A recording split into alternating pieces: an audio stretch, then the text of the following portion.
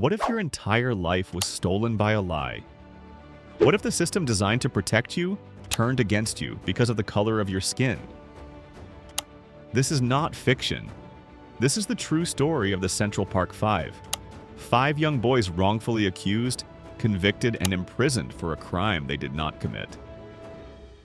Their story shattered lives, exposed racism, and decades later still echoes in America's justice system. Welcome to Crime Cipher, where we decode the darkest chapters of true crime history.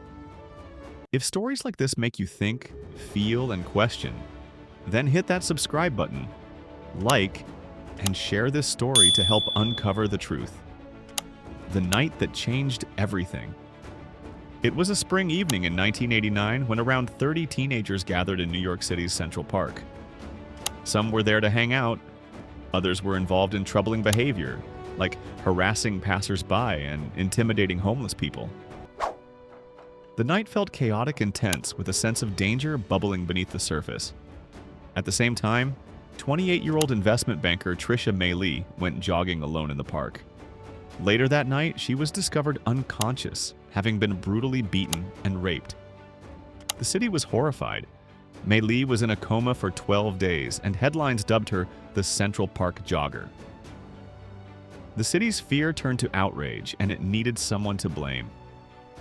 The police quickly focused on a group of Black and Latino teenagers who had been in the park that night. The arrest and coerced confessions. The 5 teenagers were Kevin Richardson, Raymond Santana, Antron McCrae, Yusuf Salam, and Corey Wise. Richardson and Santana were the first arrested, accused of causing disturbances and suspected of muggings. McCrae, Salam, and Wise were picked up the following day. Corey Wise wasn't even considered a suspect at the time. He simply went to support his friend Salam. But what happened next was deeply disturbing. All 5 boys were interrogated for hours, some for more than 7 hours, without lawyers or their parents present. Under pressure, fear, and manipulation, 4 of the 5 gave videotaped confessions. DNA doesn't match, but the system pushes ahead. The police had DNA evidence from the crime scene. Semen collected from May Lee's body did not match any of the 5 boys. There was no physical evidence linking them to the crime. Still, prosecutors charged them anyway. They dismissed the DNA results and instead relied solely on the boys' confessions. Confessions later revealed to be coerced under duress. Yusuf Salam would later recall in an interview how terrified he was during questioning. I would hear them beating up Corey Wise in the next room. They would come and look at me and say, "You realize you're next?" Trump's involvement and a city on edge. During the chaos, a familiar name emerged: Donald Trump.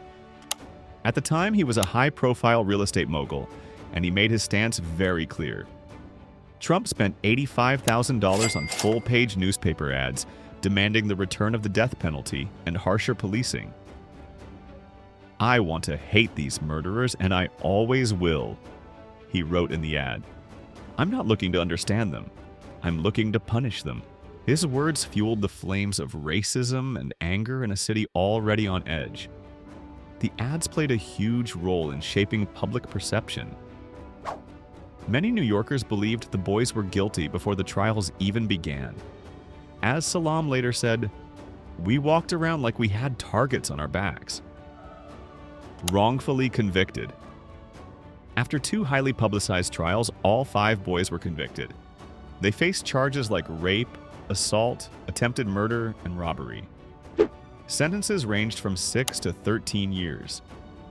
Corey Wise, the oldest, was tried as an adult and sent to one of the most brutal adult prisons in the country. Their families were devastated, their communities were shaken. And all the while, the real rapist walked free.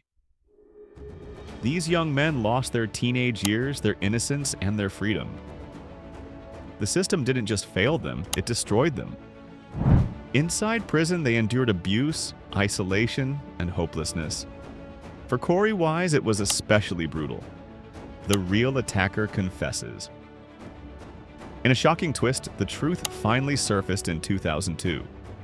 Matias Reyes, a convicted serial rapist and murderer, confessed to the crime.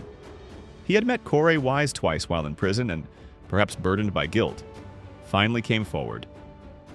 Reyes gave police specific details about the crime that were never made public, and his DNA was a perfect match. This revelation changed everything. He acted alone. The Central Park Five were innocent. Reyes had committed another rape just days before attacking Mei Li. Yet, back in 1989, he was never considered a suspect. Exoneration and justice at last. In 2002, after Reyes' confession and DNA confirmation, the Central Park Five were officially exonerated. They had spent between 6 and 13 years in prison for a crime they never committed.